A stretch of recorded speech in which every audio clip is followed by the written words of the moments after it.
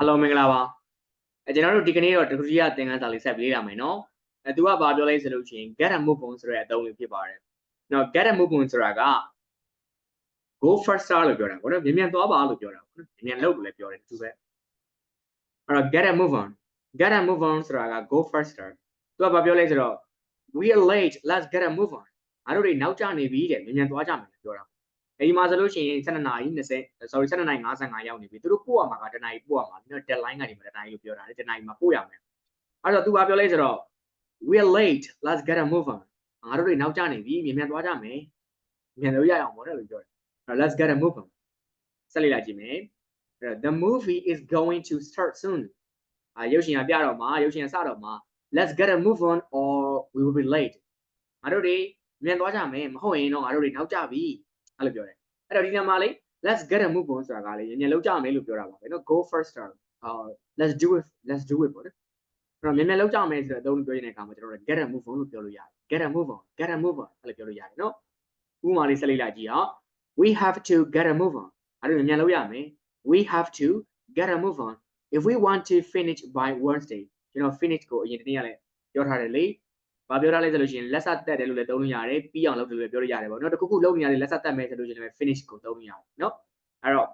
we have to get a move on if we want to finish by Wednesday ဗုဒ္ဓနေ့မှာပြီးအောင်လုပ်ချင်တယ်ဆိုကျွန်တော်တို့မြန်လုပ်မှရမယ်အဲ့လိုပြောတာပေါ့နော်ဗုဒ္ဓနေ့မှာလက်စတက်ချင်တယ်ဆိုလို့ရှိရင်မြန်လုပ်မှရမယ်အဲ့လိုလေးပြောတော့တာပေါ့အဲ့တော့ get a move on ဆိုတဲ့အသုံးလေးရမယ်လို့ယူဆရတယ်ကျွန်တော်တို့နောက်တစ်ခုလေးလာကြည့်မယ်နော်နောက်တစ်ခုကဘာပြောလဲဆိုလို့ရှိရင် that's K for Korea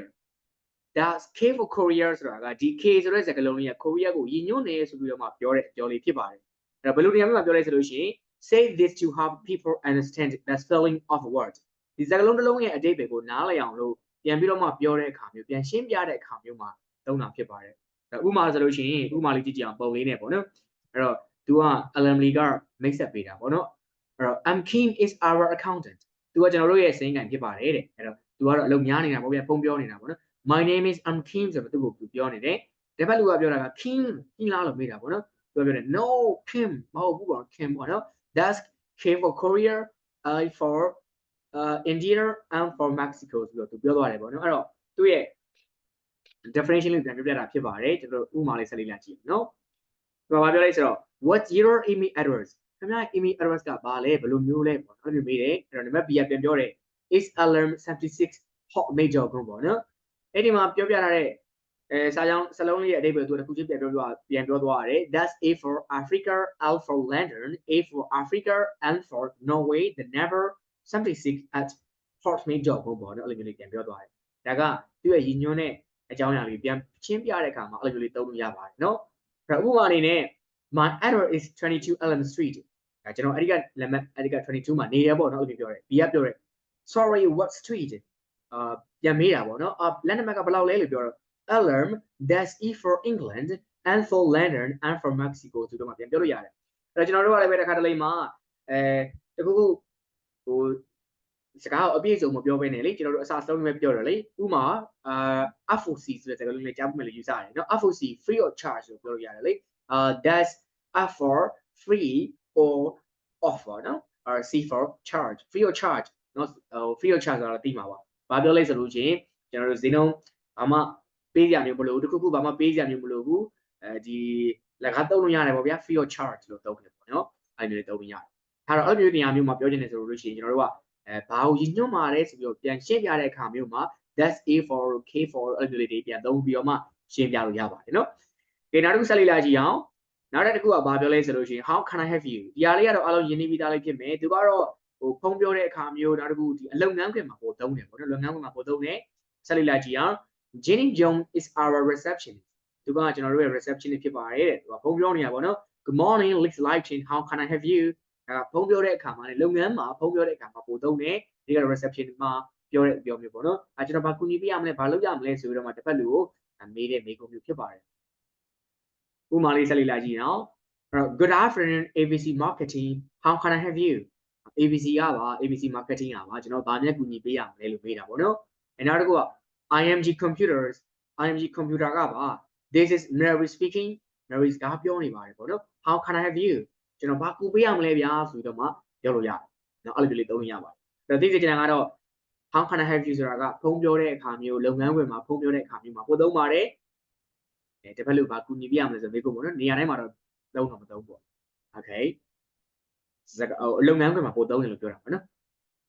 နောက်တစ်ခုကဘာပြောလဲဆိုတော့ that's is for you ဆိုတဲ့အသုံးလေးပေါ့နော်ကျွန်တော်တို့အစောနောက်လိုမျိုးပဲ that's for you အဲ့လိုလည်းပြောလို့ရတယ်တူတူပဲအဲ့တော့ the caller wants to speak to you the caller wants to speak to you ဖုန်းပြောတဲ့သူဖုန်းခေါ်တဲ့သူကခင်ဗျားနဲ့ပြောချင်လို့ဆိုတဲ့အခါမျိုးပေါ့နော်အဲ့တော့ဥပမာအနေနဲ့ဆိုလို့ရှိရင်အဲ့တော့ it's for you it's your wife ခင်ဗျားရဲ့အမျိုးသမီးကခင်ဗျားနဲ့ပြောချင်လို့တဲ့အဲ့လိုခါမျိုးမှာလေအဲ့တော့ခင်ဗျားနဲ့ဖုန်းပြောချင်လို့ခင်ဗျားတို့လာနေတာလို့လည်းပြောတဲ့ခါမျိုးမှာလည်းပဲ it's for you ပြောလို့ရတယ် that's for you လို့လည်းပြောလို့ရတယ်အဲ့နောက်တစ်ခုကျွန်တော်တို့လက်ဆောင်လေးတစ်ခုခုဝယ်လာတယ်တစ်ခုခုလေးပေးချင်တဲ့ခါမှာ it's for you ဒါခင်ဗျားတို့ကလက်ဆောင်ပါလို့ပြောတဲ့ခါမှာလည်းသုံးလို့ရတယ်နော် it's for you is your wife အဲ့လိုလေးသုံးဟုတ်ပြီနော်အဲ့ဥပမာလေးဆက်လေးလာကြည့်အောင် could you ask Chris ကိုပြောလို့ရမလားတဲ့ to come to the phone ဖုန်းလာပြောလို့ဖုန်းလာဖြည့်ပြီးဖို့နော်ဖုန်းလာပြောလို့ရမလားတဲ့ it's for him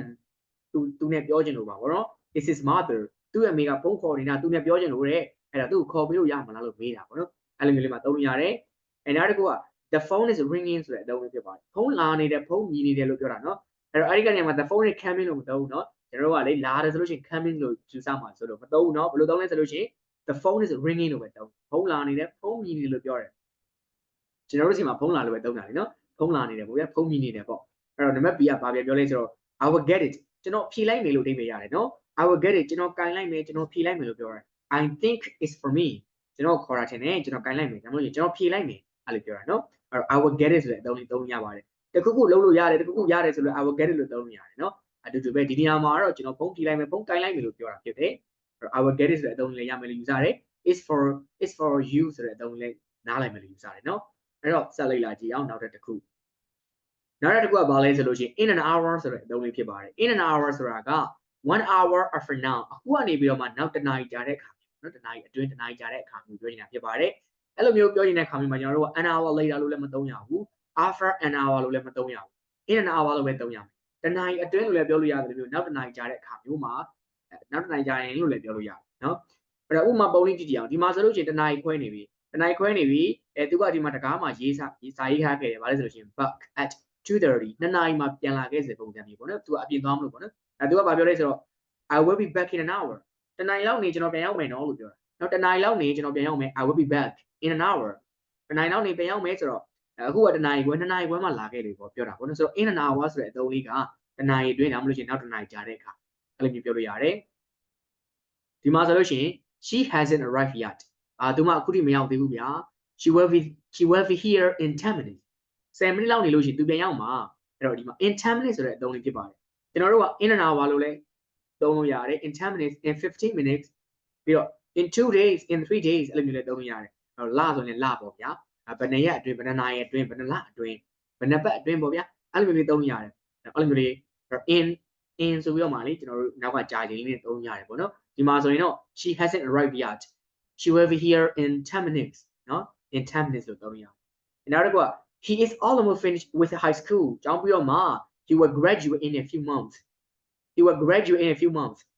လာနိုင်ငံကြတဲ့အခါမှာသူဘွဲရမယ်ပေါ့ဗျာအဲ့လိုပြောလို့ရတယ်နောက်တစ်ခုကကျွန်တော်တို့စာသင်နေတာဗျာခဏနောက်တော့15မိနစ်လောက်နေပြီးတော့မှ15မိနစ်လောက်နေအားပြီလို့ပြောတဲ့အခါမှာလည်းပဲအဲ့တော့ we will finish in 15 minutes 15မိနစ်လောက်နေအားပြီ15မိနစ်လောက်နေပြီးတော့မယ်အဲ့လိုမျိုးလေးပြောလို့ရတယ်ခဏစအောင်ပေါ့ဗျာနော်ကျန်ခေါ်တယ်ဆိုရင်အဲ့လိုမျိုးလေးပြောလို့ရတယ် okay အဲ့တော့ဒီမှာ in an hour ဆိုတဲ့အသုံးလေးလည်းပဲနားလည်လို့ယူဆရတယ်ကျွန်တော်တို့နောက်တစ်ခုဆက်သွားကြည့်အောင်နောက်တစ်ခုကဘာပြောလဲဆိုတော့ ahead of schedule ပေါ့နော် ahead of schedule on schedule behind schedule ahead of schedule ဆိုတာကသူစီစဉ်ထားတဲ့အချိန်တွေကိုစောပြီးတော့မှပြီးနေတာမျိုး on schedule ဆိုတာကသူစီစဉ်ထားတဲ့အချိန